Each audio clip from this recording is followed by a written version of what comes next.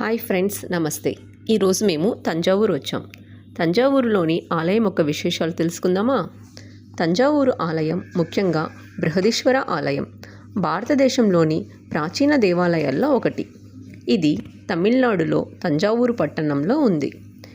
చోళ రాజవంశానికి చెందిన రాజరాజ చోళ ఆధ్వర్యంలో 1010వ శతాబ్దంలో నిర్మించబడింది. ఈ ఆలయానికి సంబంధించిన కొన్ని విశేషాలు చూద్దామా? ఆలయంలో ముఖ్యంగా ముందుగా మనం చూసేది వినాయకుడు. ఈ ఆలయంలో కూడా వినాయకుడు ఉన్నాడు. ఇక్కడ వినాయకుడిని దర్శనం చేసుకొని నెక్స్ట్ మనము ముందుకు వెళ్ళి ఈ యొక్క ఆలయంని చూద్దాం. ఇప్పుడు ఏ సీజన్లో వచ్చినా కూడా ఈ టెంపుల్కి చాలా జనం ఎప్పుడు వస్తూనే ఉంటారు. ఇది చోళరాజుల శిల్పకళా నైపుణ్యానికి నిదర్శనం. ఈ ఆలయం నిర్మాణంలో గ్రనైట్ రాళ్లతో నిర్మించబడింది. తంజావూరుకు సమీపంలో పెద్ద గ్రనైట్ మైన్స్ లేకపోవడం వల్ల రాళ్లను 50 కిలోమీటర్ల దూరం నుండి తీసుకొచ్చినట్లు తెలుస్తుంది.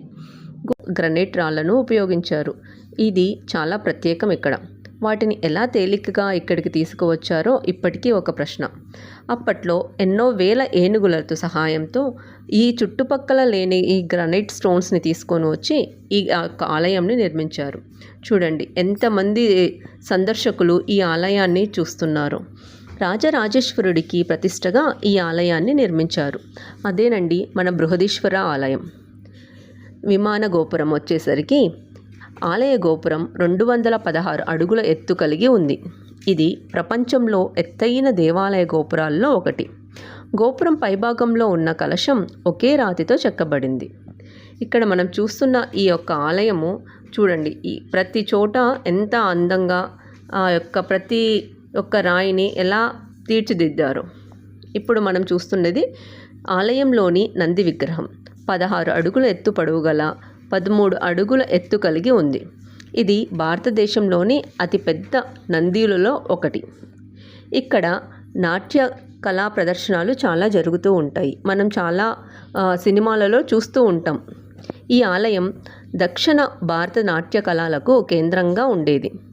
నృత్య కారణీలు, గీతలు, తర్వాత వాయిద్యాలు ఆలయ కార్యక్రమంలో భాగంగా ఎప్పుడూ ఇక్కడ జరుగుతూ ఉంటాయి. యునెస్కో వారు ఈ యొక్క ఆలయాన్ని 1987లో వరల్డ్ హెరిటేజ్ సైట్గా గుర్తింపు పొందింది. ఈ ఆలయం నిర్మాణంలో ఏ మూల స్తంభం నీడ పడకుండా ప్రణాళిక చేయడం ఆకర్షణీయమైనది. ఇప్పుడు మనం చూస్తున్న ఈ ఆలయం రాజరోజ కాలంలో నాటి శాసనాలు కూడా ఈ ఆలయంలో ఉన్నాయి. ఇవి చోళుల కాలపు ఆర్థిక, సంస్కృతి, రాజకీయ సమాచారాన్ని తెలియజేస్తాయి. ఇక్కడ చూడండి, ఈ నంది ఎంత పెద్దగా ఉన్నాడో. ఈ నందిని చూస్తుంటే రియల్ అయిన నందినే వచ్చి ఉన్నాడా స్వామివారి ఎదుటుగా అనిపిస్తుంది. ఆ ఎదురుగా కనిపించేదే శివాలయం. ఈ శివాలయం ఇక్కడ పక్కన ఉండేది అమ్మవారి దేవాలయంలో శివుడి యొక్క ఆరాధన ప్రధానమైనప్పటికీ కూడా ఇక్కడ శివుడి యొక్క భార్య అయిన పార్వతీదేవిని, ఉమామహేశ్వరి విగ్రహం కూడా ఆలయంలో ప్రత్యేక స్థానం కలిగి ఉంది. ఆలయంలో పార్వతీదేవి శివకామసుందరిగా విగ్రహాన్ని ప్రతిష్ఠించారు. పరాశక్తిగా పూజిస్తారు. ఆమె దయ, ఆప్యాయత మరియు శక్తి యొక్క రూపంగా భక్తులు భావిస్తారు. ఈ ఆలయంలో శిల్పకళా నైపుణ్యానికి సాక్షాత్తుగా నిలుస్తుంది. దేవతా రూపం శాంతమైన సౌందర్యభరితమైన రూపంతో చెక్కబడింది.